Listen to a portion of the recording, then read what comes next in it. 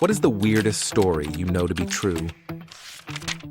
Growing up, my older siblings used to say I was adopted as a joke. Turns out it was true. Similar story. While growing up, my dad was always traveling around the world, so I would joke with friends that he had a secret second family. Turned out to be true. He secretly, and illegally I'm sure, divorced my mom and got remarried. My family knows about them, but the other one does not know about us. I asked him how he pulled that off. His response, a lot of lies. Me and my friend nearly got human trafficked in Prague. Still seems like a dream. Explain. We got lost in a taxi on our way to the city center. We ended up getting out to try and find the club we were looking for as the fare was getting too high. We were on the seedy outskirts in the dark. This woman said she could help. She took us through this plain, rough wooden door into a makeshift bar. No till, planks of wood for the bar, etc. She got a drink from the man at the bar, didn't pay, and said she needed to go and find her female friend. The beer tasted strange. There was a woman crying in the corner, and I just knew something was seriously wrong with the whole situation. I finally persuaded my friend that we needed to get the hell out there. As we were leaving through the makeshift door, she was running towards us with two massive, scary men. I've never ran so fast in heels on ice in my life. Jesus, that's scary. I hope you told the police. No, we didn't. I think we had our drinks spiked. When we were sure we had escaped, we just sat laughing, then danced in our heels, with no pain, until 4 a.m. Woke up the next morning, and we couldn't believe we had been so blasé about it. That is mind-bogglingly scary. I know. My friend couldn't believe how naive she'd been. She was trying to persuade me to stay because it was the sweetest beer she'd ever tasted. Turns out I'm related to 2/3 of my roommates. I didn't know any of them before we moved in. Edit. It's not close relations, obviously. My third cousin's mother remarried my roommate's aunt's widowed husband.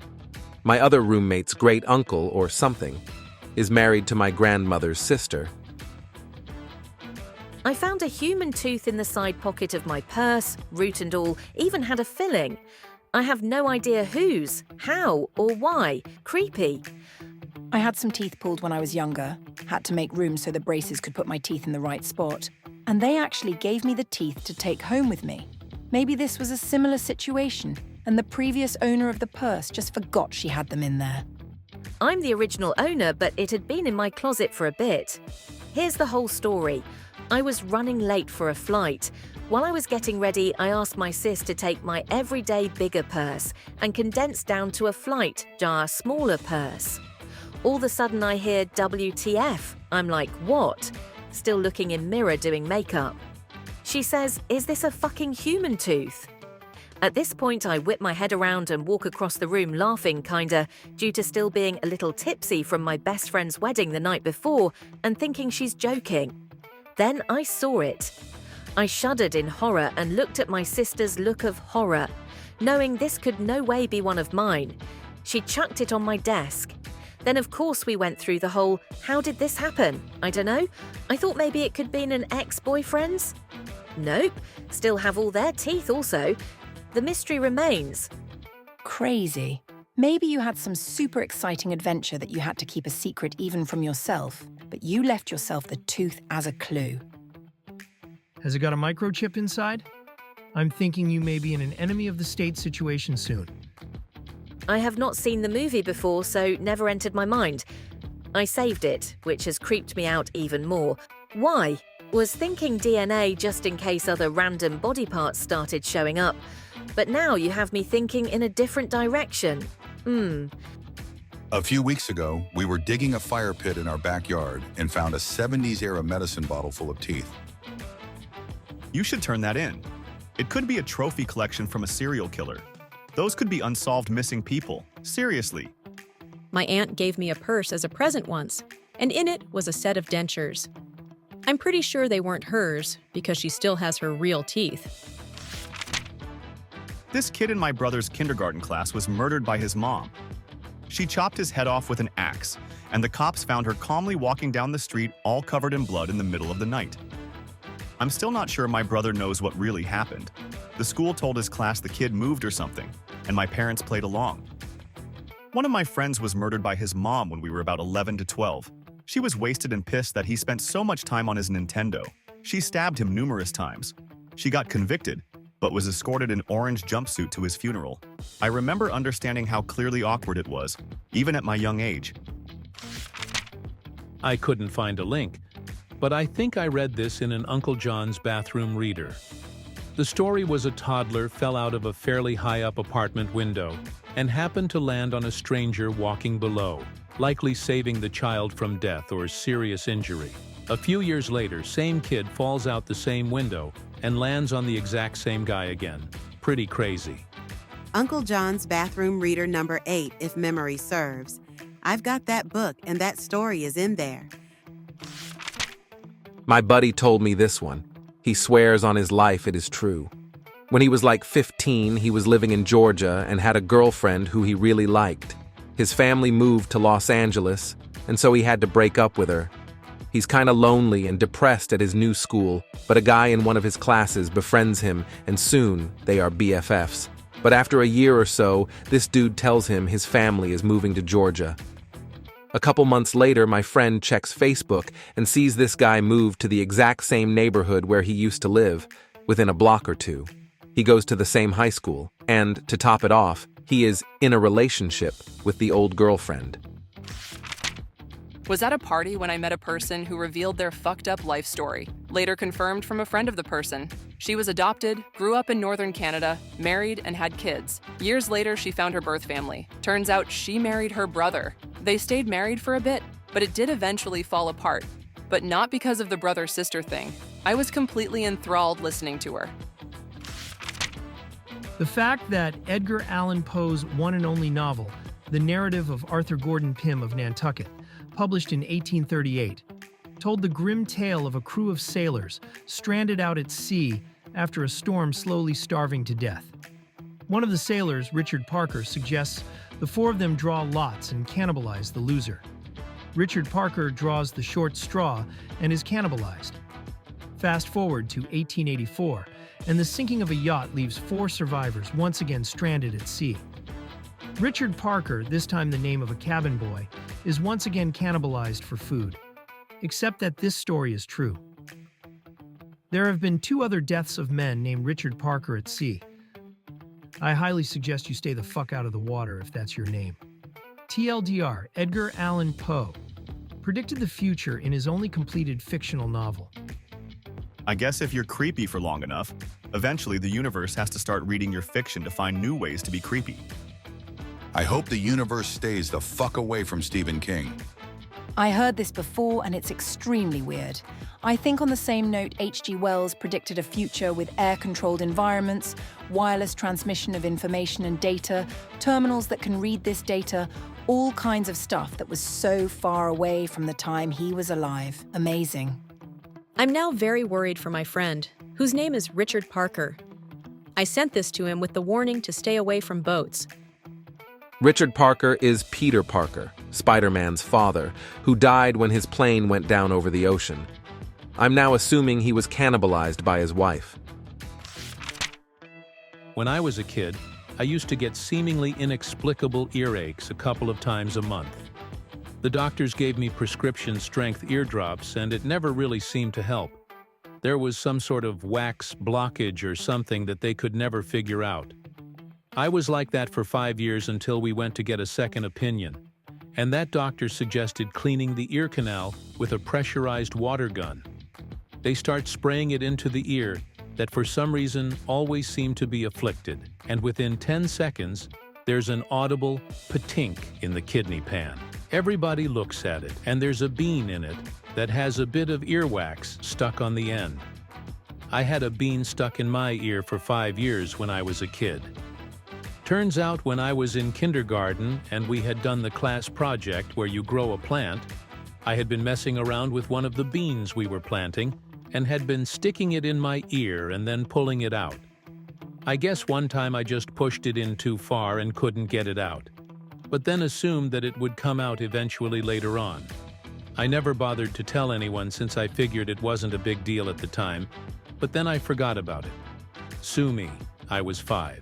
The weird thing is, I kept passing all the hearing tests they would give me as part of my yearly checkup, so other than the ear infections, there was no sign. I set my wallet on the car and drove away. I live in a medium-sized city downtown. 8 hours later, I'm returning home and say to my wife, "Have you seen my wallet?"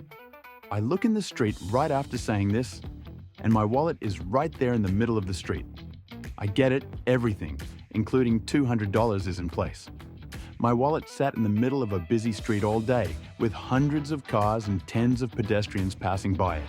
Edit, the only explanation that I have is that it was a wet and rainy day, and this might have had something to do with it. Or maybe it stayed on your car until right before you were pulling in the driveway. I once left my phone on the roof of my boyfriend's car. He drove half an hour, 15 minutes at 100 kilometers per hour. And I only realized I'd left my phone on the roof when we got out of the car to fill up with petrol. And I noticed it up there. That was a big WTF. I was talking to my dad one day about my grandfather a couple of days after his death. I found out he and his brother were raised in a Catholic orphanage in Brooklyn. I asked about his parents. My great-grandfather was in a small crime family in Italy when he met my great-grandmother. She gets married, and they have 2 kids.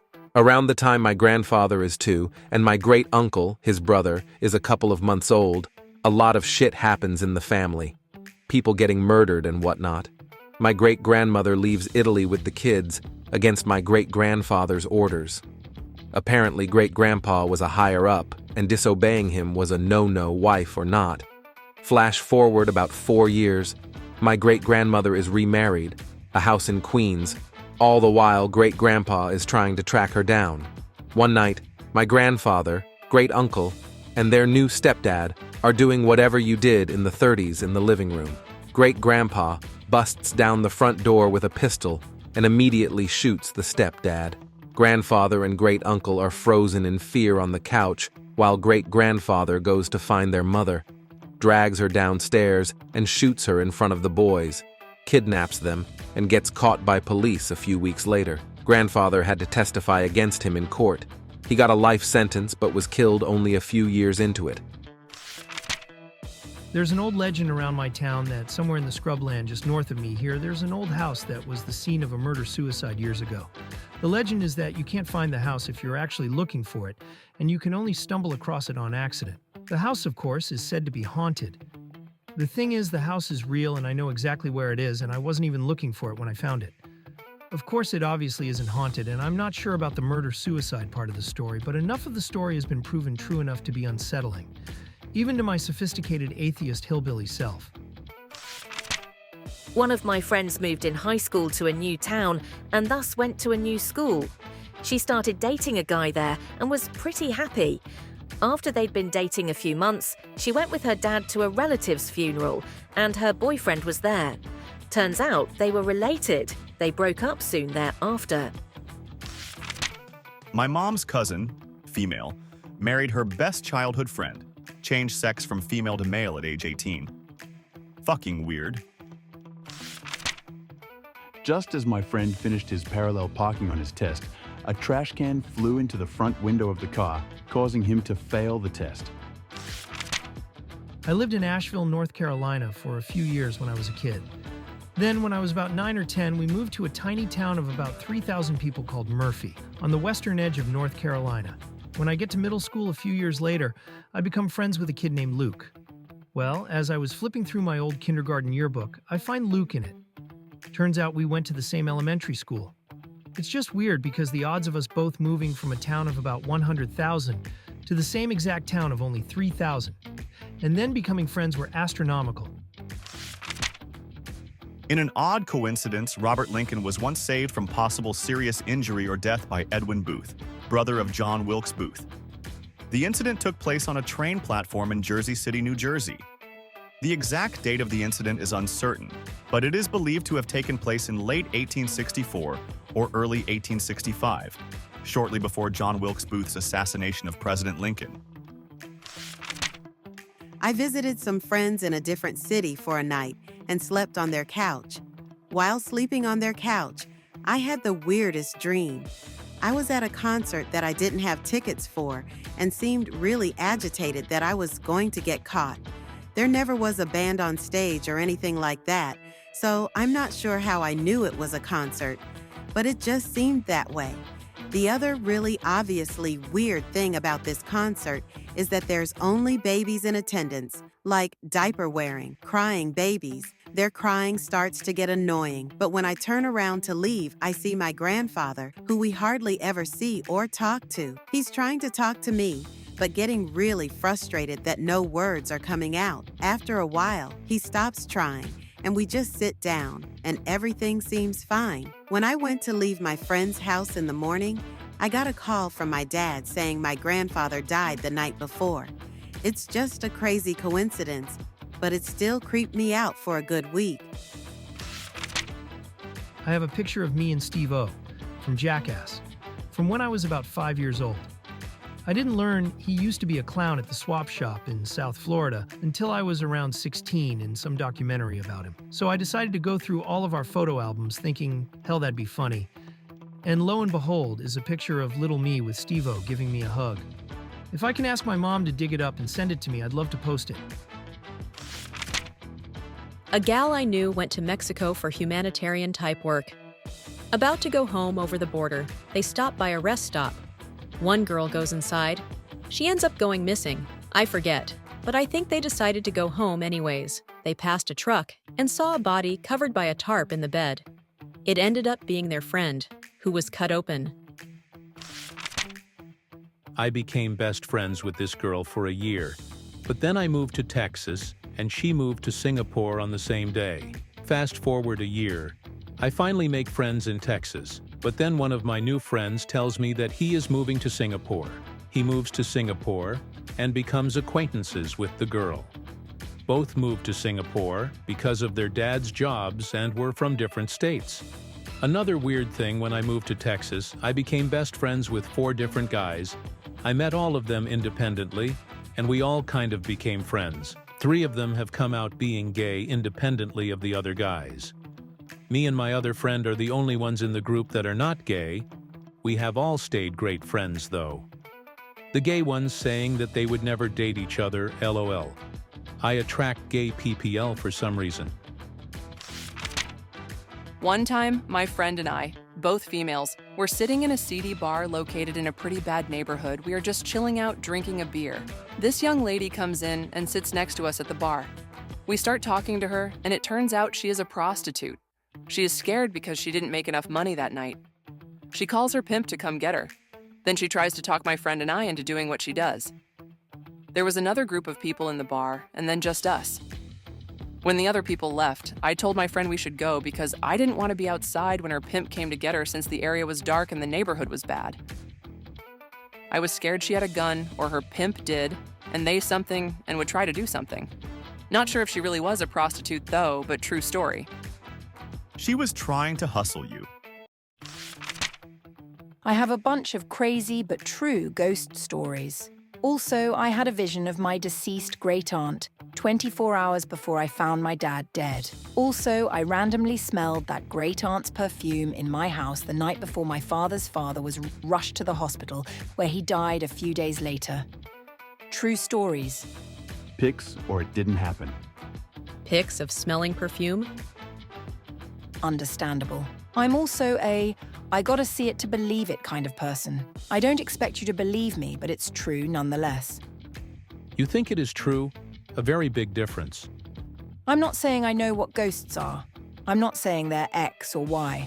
I'm just saying that I've experienced some amazing things that, as a top-of-my-class high school college kid at the time, I couldn't rationally explain. When you and other people start seeing shadowy figures walking down well-lit hallways or hearing voices that you can't recognize, tell me how you can rationally explain that. I've had several people who hadn't known about my experiences have similarly strange encounters in the house I grew up in, and I'm talking about full-grown adults.